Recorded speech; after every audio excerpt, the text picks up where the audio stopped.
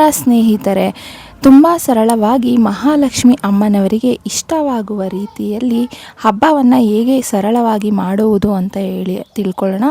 ಆಮೇಲೆ ಕಳಸ ಹೇಗೆ ಕೂರಿಸುವುದು, ಕಳಸಕ್ಕೆ ಏನೆಲ್ಲ ವಸ್ತುಗಳನ್ನು ಹಾಕಬೇಕು ಅಂತ ಹೇಳಿ ಈ ವಿಡಿಯೋದಲ್ಲಿ ತಿಳಿದುಕೊಳ್ಳೋಣ. ಅದಕ್ಕೂ ಮುಂಚೆ ಯಾರೆಲ್ಲ ವಿಡಿಯೋ ನೋಡ್ತಾ ಇದ್ದೀರಾ ಸಬ್ಸ್ಕ್ರೈಬ್ ಮಾಡಿ. ಕೆಲವರ ಕುಟುಂಬದಲ್ಲಿ ಲಕ್ಷ್ಮೀ ಕೂರಿಸುವುದು ವಾಡಿಕೆಯಾಗಿ ಪಾಲಿಸುತ್ತಾರೆ. ಆದರೆ ಕೆಲವರಿಗೆ ಈ ಪದ್ಧತಿ ರೂಢಿಯಲ್ಲಿ ಇರುವುದಿಲ್ಲ. ಆದ್ದರಿಂದ ತುಂಬ ವಿಷಯದಲ್ಲಿ ಗೊಂದಲ ಇರುತ್ತದೆ. ವರಮಹಾಲಕ್ಷ್ಮಿ ವ್ರತ ಆಚರಣೆ ಮಾಡುವವರು ಪದ್ಧತಿ ಅನುಸರಿಸಬೇಕು. ಆದರೆ ತುಂಬ ಸರಳವಾಗಿ ಅಮ್ಮನವರನ್ನು ಆಹ್ವಾನಿಸಿ ಸರಳ ವಿಧಾನದಲ್ಲಿ ಪೂಜೆ ಮಾಡುವವರು ಈ ನಿಯಮಗಳನ್ನು ಪಾಲಿಸಿದರೆ ಸಾಕು, ಅಮ್ಮನವರು ಸಂತೃಪ್ತಿಯಾಗುತ್ತಾರೆ.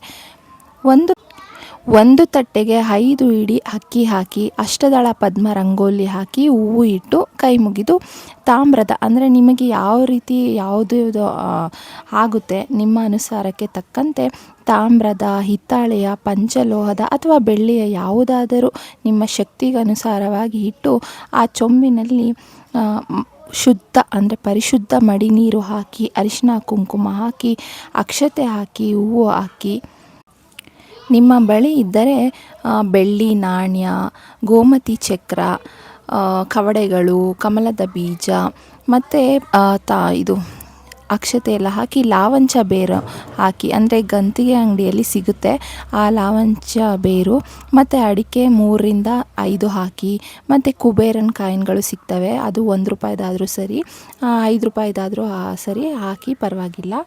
ಆಮೇಲೆ 1 ಅರಿಶಿಣದ ಕೊಂಬು ಹಾಕಿ, ಮತ್ತು ಬಾದಾಮಿ, 3 ಒಣ ದ್ರಾಕ್ಷಿ, ಆಮೇಲೆ 3 ಗೋಡಂಬಿ, 3 ಏಲಕ್ಕಿ, 3 ಲವಂಗ, 1 ಖರ್ಜೂರ, ಮತ್ತು 1 ಕಲ್ಲು ಸಕ್ಕರೆ, ಆಮೇಲೆ 1 ಅಥವಾ 3 ಅಥವಾ 5 ಕಮಲದ ಬೀಜಗಳನ್ನ ಹಾಕಿ, 3 ಲಕ್ಷ್ಮೀ ಕವಡೆ ಹಾಕಿ, ಮತ್ತು 3 ಗೋಮತಿ ಚಕ್ರ, ಮತ್ತು 1 ಗುಲಗಂಜಿ, ಮತ್ತು 1 ಬೆಳ್ಳಿಯ ಸಾಮಾನು ಏನಾದರೂ ಇದ್ದರೆ, ಇಲ್ಲ ಅಂದರೆ ಪರವಾಗಿಲ್ಲ. ಆಮೇಲೆ ಕೊನೆಯಲ್ಲಿ ಕೆಂಪು ಅಥವಾ ಹಳದಿ ಹೂವನ್ನು ಹಾಕಿ ಕಳಸ ಪ್ರತಿಷ್ಠಾಪನೆ ಮಾಡಬೇಕು. ಅದಾದಮೇಲೆ ಕಲ್ಲು ಸಕ್ಕರೆ ಇದ್ರೂ ಕೂಡ ಅದನ್ನು ಹಾಕಿ, ಆಮೇಲೆ ಯಾವುದ್ಯಾವುದೆಲ್ಲ ಲಕ್ಷ್ಮೀ ಸಂಕೇತದ ವಸ್ತುಗಳಿದೆ ಅದನ್ನೆಲ್ಲ ಒಳಗೆ ಕಳಸದ ಒಳಗಡೆ ಹಾಕಬಹುದು. ಅದಾದಮೇಲೆ ರೀತಿ ಎಲ್ಲ ಹಾಕಿ ಕಳಸಕ್ಕೆ, ಆಮೇಲೆ ತೆಂಗಿನಕಾಯಿ ಇಟ್ಟು ಕಳಸಕ್ಕೆ ಅಲಂಕಾರ ಮಾಡಿ ಮಾಂಗಲ್ಯ ಹಾಕಿ, ಮಾಂಗಲ್ಯ ಆರ್ಟಿಫಿಷಿಯಲ್ ಯಾವುದು ಇದ್ದರೆ ಹಾಕಬೇಡಿ, ಚಿನ್ನದಿದ್ದರೆ ಹಾಕಿ, ಇಲ್ಲ ಅಂದರೆ ಅರಿಶಿಣದ ಕೊಂಬನ್ನು ಕಟ್ಟಿ, ಆಮೇಲೆ ಗೆಜ್ಜೆ ವಸ್ತ್ರ ಹಾಕಿ, ಕಮಲದ ಹೂವು ಇದ್ದರೆ ಅರ್ಪಿಸಿ. ಯಾಕಂದರೆ ಲಕ್ಷ್ಮಿಗೆ ತುಂಬಾ ಇಷ್ಟ, ಹಾಗಾಗಿ ಕಮಲದ ಹೂವನ್ನು ಅರ್ಪಿಸಿ, ನಿಮ್ಮ ಬಳಿ ಇರುವ ಒಡವೆಗಳನ್ನು ಅರ್ಪಿಸಿ ಅಂದರೆ ಹಾಕಿ ಪೂಜೆ ಮಾಡಬಹುದು. ಆಮೇಲೆ ಬೆಸ ಸಂಖ್ಯೆಯಲ್ಲಿ ದೀಪ ಹಚ್ಚಬೇಕು. 2 ಕಂಬದ ದೀಪದ 1 ದೀಪ ಮತ್ತು 1 ಕಾಮಾಕ್ಷಿ ದೀಪ, ಈ ರೀತಿ ಬೆಸ ಸಂಖ್ಯೆಯಲ್ಲಿ ದೀಪನ ಹಚ್ಚಬೇಕು. ಆಮೇಲೆ ಸೀರೆ ತರಲು ಸಾಧ್ಯವಿಲ್ಲವೆಂದರೆ 1 ಬ್ಲೌಸ್ ಪೀಸು, ಹೊಸದೊಂದು ಬ್ಲೌಸ್ ಪೀಸ್ ಯಾವುದಾದ್ರು ಇಟ್ಟು ಕೂಡ ಪೂಜೆ ಮಾಡಬಹುದು.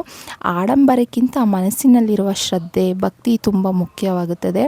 ಆಮೇಲೆ ಇನ್ನು ತಾಯಿಗೆ ಪ್ರಿಯವಾದ ನೈವೇದ್ಯ ಎಂದರೆ ಬೆಲ್ಲದನ್ನ ಅಥವಾ ಕೋಸಂಬರಿ, ಪಾನಕ, ಹೋಳಿಗೆ, ಪಾಯಸ ಅಥವಾ ನಿಂಬೆಹಣ್ಣಿನ ಚಿತ್ರಾನ್ನ, ಹೀಗೆ ನಿಮ್ಮಿಂದ ಏನೆಲ್ಲ ಯಾವುದು ಸಾಧ್ಯವಾಗುತ್ತೆ ಆ ತಿಂಡಿಗಳನ್ನು ಮಾಡಿ ಲಕ್ಷ್ಮಿಗೆ ಅರ್ಪಿಸಬಹುದು. ಮತ್ತು ಹಣ್ಣಿನಲ್ಲಿ ತಾಯಿಗೆ ದಾಳಿಂಬೆ ಬಹಳ ಪ್ರಿಯ ಎಂದು ಕೂಡ ಹೇಳುತ್ತಾರೆ, ಇದು ಕೂಡ ಅರ್ಪಿಸಿ. ಹೀಗೆ ತಾಯಿಗೆ ಎಲ್ಲವನ್ನು ಅರ್ಪಿಸಿ ನಿಮಗೆ ಈಗಾಗಲೇ ನೀಡಿರುವ ಸೌಕರ್ಯಗಳಿಗೆ ಧನ್ಯವಾದಗಳನ್ನು ತಿಳಿಸಿ ಭಕ್ತಿಯಿಂದ ತುಪ್ಪದ ಆರತಿ ಮಾಡಿ ಮುತ್ತೈದೆಯರಿಗೆ ಅರಿಶಿನ ಕುಂಕುಮ ಕೊಟ್ಟು ನಿಮ್ಮ ಕೈಲಿ ಏನು ಸಾಧ್ಯವೋ ಅದನ್ನು ಕೊಟ್ಟು ಪೂಜೆ ಮಾಡಿ.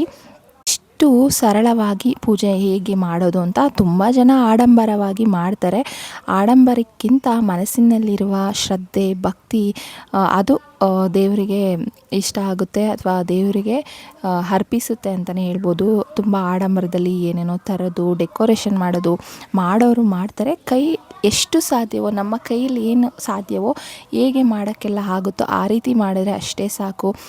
ಅವ್ರು ಮಾಡ್ತಾಯಿದ್ದಾರೆ, ಇವ್ರು ಮಾಡ್ತಾಯಿದ್ದಾರೆ ಅಂತ ಹೇಳಿ ಒಬ್ಬರನ್ನ ನೋಡಿ ಒಬ್ಬರು ಮಾಡೋದಕ್ಕೆ ಅದು ಏನೋ ಒಂದು ಫಂಕ್ಷನ್ ಅಲ್ಲ, ಅದು ನಮ್ಮ ಮನಸಾರೆ ನಮ್ಮ ಮನಸ್ಸಿಂದ ಭಕ್ತಿಯಿಂದ ಬರಬೇಕು. ನಾವು ಯಾವ ರೀತಿ ಪೂಜೆ ಮಾಡ್ತೀವಿ ಅಂತ ಇದಿಷ್ಟು ಸರಳವಾಗಿ ಹೇಗೆ ಪೂಜೆ ಮಾಡೋದು, ವರಮಹಾಲಕ್ಷ್ಮಿ ಕಳಸ ಕೂರಿಸೋದು ಅಂತ ಹೇಳಿ ಇದಿಷ್ಟು ಮಾಹಿತಿ. ಈ ವಿಡಿಯೋ ಯಾರಿಗೆಲ್ಲ ಇಷ್ಟ ಆಯಿತು ಲೈಕ್ ಮಾಡಿ, ಶೇರ್ ಮಾಡಿ, ಸಪೋರ್ಟ್ ಮಾಡಿ. ಧನ್ಯವಾದಗಳು.